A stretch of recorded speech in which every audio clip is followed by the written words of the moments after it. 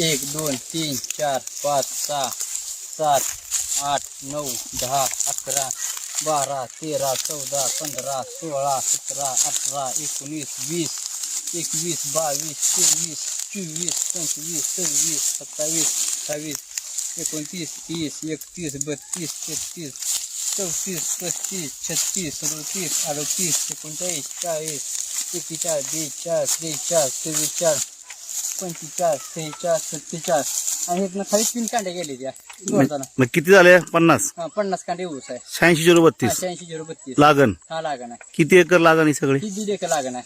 किती उतारा निघला सगळा? हा 1.5 एकर म्हणजे 195 टन ऊस गेला. 195. 195 टन. बर, सरी कशी किती बाय किती? 4.5 बाय 100 कांडे. 4.5 बाय हा 5 फूट 4.5 फुटी सरी, हा 5 फूट सरी हा आणि 6 फुटा डोळा एक डोळा लागण का? हा एक डोळा लागण आहे. हम्म. हा एवढा ऊस कधी निघत होता का इथं?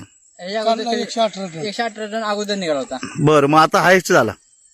हायस्ट ना आमच्या अपेक्षित 150च्या पुढे जायचं आहे. हा बर, एकरी? एकरी 150च्या मोहर. निघाला पाहिजे. बर बर बर. आता 1.5 एकरात 195 निघाला. हा आता पुढच्या वर्षी आहे एकरी आम्हाला यंदा सो अपेक्षा होती हा. की आम्ही एकरात 150 टन काढू, हम्म. पण निसर्ग पाऊस जास्त पडल्यामुळं खाली ऊस लोळल्यामुळं ऊसाला मुळ्या फुटल्यामुळं ऊसाची वाढ तर थांबली गेली. त्यामुळं आम्हाला एक साधारणतः 15 टन 18 टन 15 टन अवरेज कमी बसले. हम्म.